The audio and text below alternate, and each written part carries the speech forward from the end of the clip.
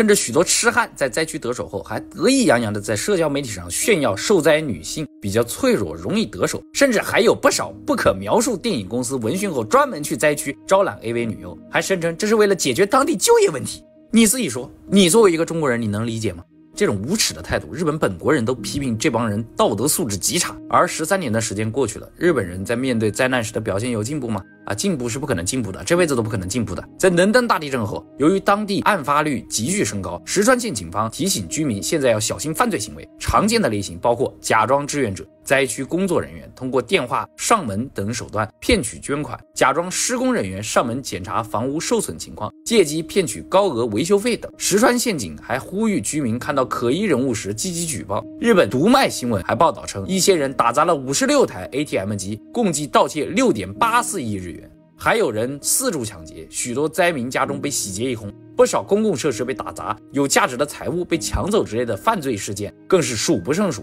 当然，某些日本人的传统手艺趁灾性侵也不能缺席，包括女性在避难所被性侵，女性被分配食物的人员强行威胁发生性关系的新闻，在日本媒体上层出不穷，甚至还有痴汉公开在社交媒体上做了性侵指南，指明了哪些女灾民容易性侵，搞得最后灾区鸡飞狗跳。警察呢？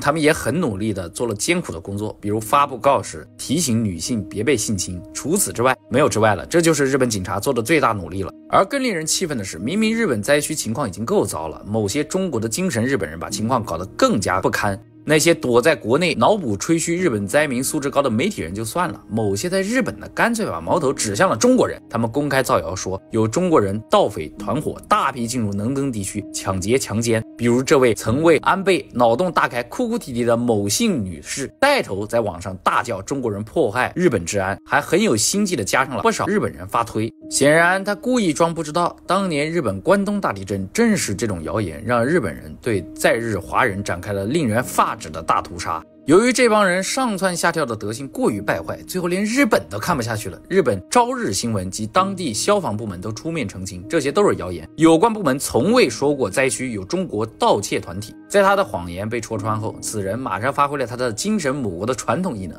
鞠躬道歉。显然，日本某些人的道德素质在灾难中已经表露无遗，但是某些中国的媒体人，你们这些自封的无冕之王的素质比痴汉还低下，确实是超过了中国人的想象极限。根据历史经验，日本人要是真的杀起人来，你们这些在日本帮着造谣传谣中国人犯罪的华人是第一个要倒霉的。那么除了灾区之外的日本民众面对这种天灾会怎么帮助他们的同胞呢？2011年东京大地震，日本和我们一样，那也是全国各地一起支援灾区。但是你知道他们支援灾区最多的是什么吗？我们都是方便面、帐篷、矿泉水，组织救援队，而日本人给的是什么呢？折千纸鹤。是的，你没听错折千纸鹤。最后逼着政府直接发公告，别给我把折你那傻逼千纸鹤了，你来点有实际作用的。很多人会说这是日本人奴性重或者虚伪我平心而论，我觉得这帽子着实是有点大。根据我在日本待的这么长时间，我更觉得这属于一种偏执的自我感动模式也就是你看我都这么做了，你可千万别有指责我的想法，你是不是应该夸夸我呢？很多日本人做一件有公益性质的事情，他是求回报的，但是他又不会明说，但是他内心就是有想获得别人认可的渴望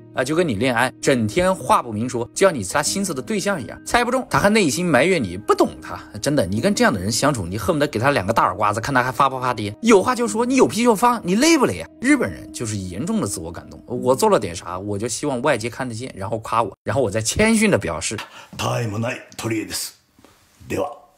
然后你再继续夸我，您真是谦逊的，这样夸赞就双倍了，翻倍的快乐。所以你知道了为什么日本人有这么多这个仙人那个仙人了吧？知道日语中一生懸命为什么翻译过来叫极度努力了吧？我都这么做了，你怎么还不夸我呢？所以跟日本人相处那真不是一般的累除了低素质的国民让日本的灾区陷入一片混乱外，日本政府的快速反应能力也着实让人小刀拉屁股开了个大眼。根据日本环境防灾综合政策研究机构的松尾一郎副所长的话说，就是防灾邮件等行政通知当然是很重要的，但也要靠居民自己的努力，不单单是行政力量，居民自治体和个人也必须积极的行动起来才行。一个人的命运当然要靠个人奋斗，但也要考虑历史的进程嘛。在全世界的救灾问题上，能跟这段霸气侧漏的话有一拼的，只有美国德州大停电时美国科罗拉多市市长蒂姆·博伊德的那句“政府不欠你们，供电局不欠你们，你们就是一群爱哭的弱者，救援那是社会主义国家才会做的事情，你们不该把希望寄托在救援上的名言”。对于官僚集团来说，跟救灾这种小事比起来，他们更关注的问题是这事儿符合程序正义吗？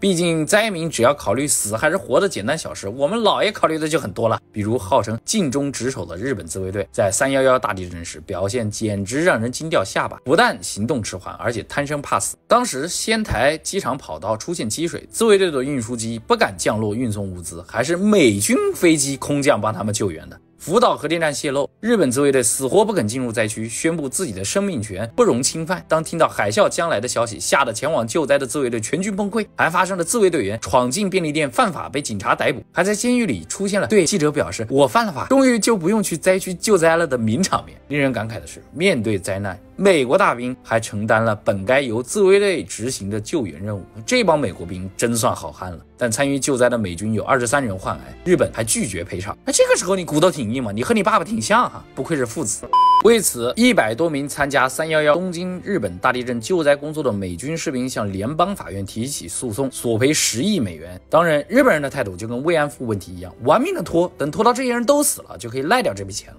当然，这件事跟日本政府不停的轰动你死命骂塞比起来，实在是太小的事情。日本政府面对灾难时，几乎完全是一副躺平态度。救灾救什么灾？哪里有灾啊？谁敢有灾啊？我都写进法律了，我也执行条款了，我哪里还能有错呢？